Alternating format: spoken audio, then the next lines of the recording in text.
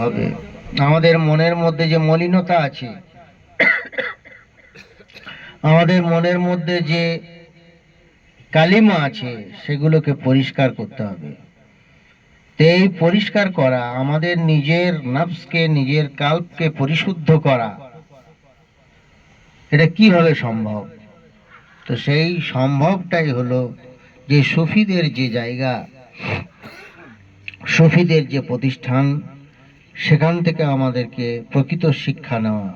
সেই শিক্ষা হলো মানব সেবার শিক্ষা, মানুষের উপকার করার শিক্ষা, সমাজের উপকার করার শিক্ষা, এবং দেশের দশের সকলের যাতে ভালো হয় সেই শিক্ষা। অর্থাৎ ভেদাভেদ ভুলে পরস্পরের মধ্যে, আমাদের মধ্যে যে সমাজবদ্ধ জীব আমরা, সেই হিসেবে একে অপরের সুখে দুঃখে, ভালোতে মন্দতে সংযোগ রক্ষা করা, সুসম্পর্ক রক্ষা করা, এটা আমাদের একান্ত কর্তব্য। তার জন্য সুফিরা কি বলছেন?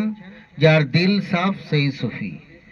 তাই আমাদেরকে সব সময় একে অপরের প্রতি অন্তরঙ্গ হতে হবে, ভাব ভালোবাসার সম্পর্ক রাখতে হবে। কিন্তু আমরা দেখি কিছু নেগেটিভ দিক, যে আমাদের দরবারের অনেক মুরিদ ভক্ত, লক্ষ লক্ষ মুরিদ ভক্ত বলা হয়, কিন্তু সংযোগটা,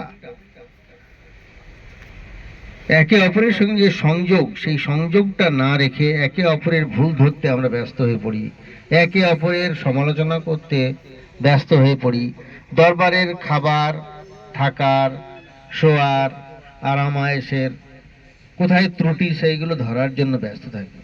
তো সেজন্য আমাদের সর্বপ্রথম প্রয়োজন হলো যে এই সব ছোট ছোট জিনিসগুলোকে গুরুত্ব না দিয়ে আমাদেরকে যথাসম্ভব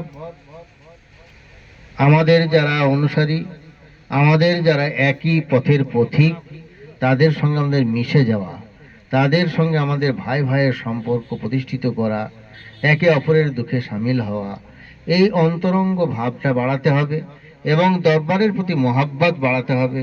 দরবারকে কিভাবে আরো উন্নীত করা যায় সেই দিকে পজিটিভ চিন্তা করতে হবে। নেগেটিভ চিন্তা করে করে আমরা সমালোচনায় সমালোচনায় আমরা নিজেদেরকে এমন একটা পর্যায়ে, কাজেই সেই দিকটাকে আমাদের ওভারলুক করে কি করলে আমাদের অগ্রগতি বৃদ্ধি পাবে, দরবারের উন্নয়ন হবে, দরবার আরো সুন্দরভাবে চলবে, দরবারের সৌন্দর্য বৃদ্ধি পাবে, দরবারের প্রচার প্রসার বাড়বে, এবং ওনাদের যে আদর্শ, ওনাদের যে চিন্তা ভাবনা, ওনারা যেভাবে আমাদের চলার কথা বলেছেন, সেগুলো আব্বাজানের প্রচুর গুরুত্বপূর্ণ বইপত্র রয়েছে, সেইগুলো ফলো করে আমাদেরকে এগিয়ে যেতে হবে। তো সেই জন্য আমাদের যথেষ্ট চর্চার দরকার। আমাদের বছরে 8-10টা অনুষ্ঠান হয়, সব অনুষ্ঠানে হয়তো সবাই যেতে পারবেন না বা পারেন না, কিন্তু অনেকের দেখি দুঃখের বিষয়, কেউ কেউ বলেন নবী দিবস কবে ছিল আমার তো জানা নেই, বড় পীর সাহেবের ফাতায় ইয়াজদাম হয়ে গেল, কই আমি তো চিঠি পেলাম না। কেউ বলেন খাজা বাবার ওরস হয়ে গেছে, আমার কাছে তো হ্যান্ডবিল পৌঁছায়নি। এসবগুলো নয়, আমাদেরকে নিজেদেরকে সচেতন হতে হবে। বছরে কখন কি অনুষ্ঠান হয়, কখন কিভাবে সেই অনুষ্ঠানকে সর্বাঙ্গ সুন্দর করতে পারবো, এর জন্য প্রচেষ্টা চালাতে হবে আপনাদেরকে। আমি হয়তো আপনাদেরকে দাওয়াত দিচ্ছি, আহ্বান জানাচ্ছি, 5 বছর হয়ে গেল, বিগত 5 বছরে বহুবার বহু অনুষ্ঠানের সংবাদ প্রেরণ করেছি, এবং আমাদের বাৎসরিক যে একটা অনুষ্ঠানের সূচি আছে, সেটা দেখে নিলেই তো সহজেই কখন কি অনুষ্ঠান হয় সেগুলো জানা যায়।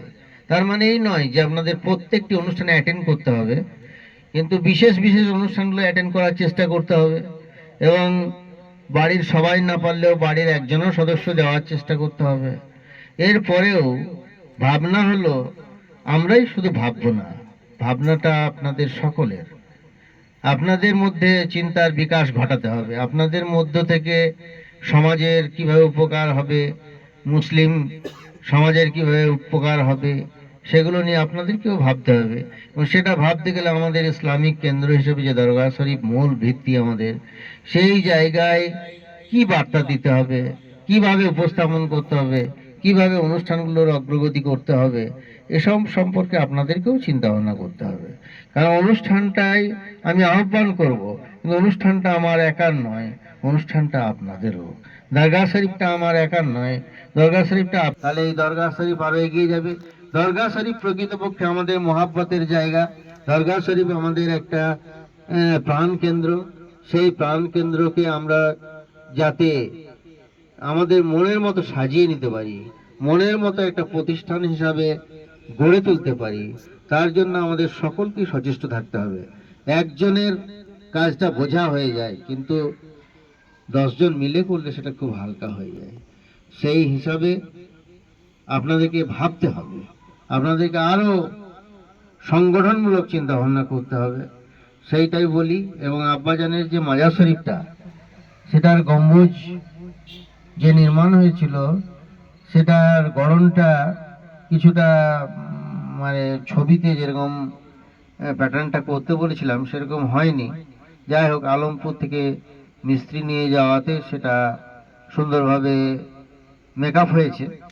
এরপরে আমাদের চেষ্টা আছে যে ওটাতে সুন্দরভাবে আমরা টাইলস বসাবো, এবং সেটার দায়িত্ব দুজন আমাদের ভক্ত দায়িত্ব নিয়েছেন। তিনি কতটা করেন দেখা যাক। এরপরে ভিতরে সৌন্দর্যায়ন আছে। এছাড়াও আমরা হুজরাখানার ফাউন্ডেশনটা তৈরি করেছি, সেটাও আস্তে আস্তে হবে। যাই হোক, এইসব কাজগুলো, উন্নয়নের কাজগুলো হবে। এগুলো কিভাবে হবে, কিভাবে করা যায়, এগুলো নিয়ে ভাবতে হবে। আমার ওখানে ব্যক্তিগতভাবে ওখানে সমস্যা হচ্ছে যে ওখানে দরবারে তো প্রতিনিয়ত লোকজনের যাতায়াত, যার জন্য দরগা ছেড়ে বিভিন্ন জায়গায় আসা যাচ্ছে না। তবুও আমাকে আসতে হবে। এই যে এলাম, তার মানে এখানে 20-30টা গ্রামের যে আমাদের ভক্ত, তাদের সঙ্গে আমার সাক্ষাৎ হলো, বা তারাও আমার সাক্ষাৎ পেল। এর ফলে একটা বিরাট আমরা একটা সংযোগ রক্ষা করতে পারলাম। তো খুব সহজে এই সংযোগটা হলো।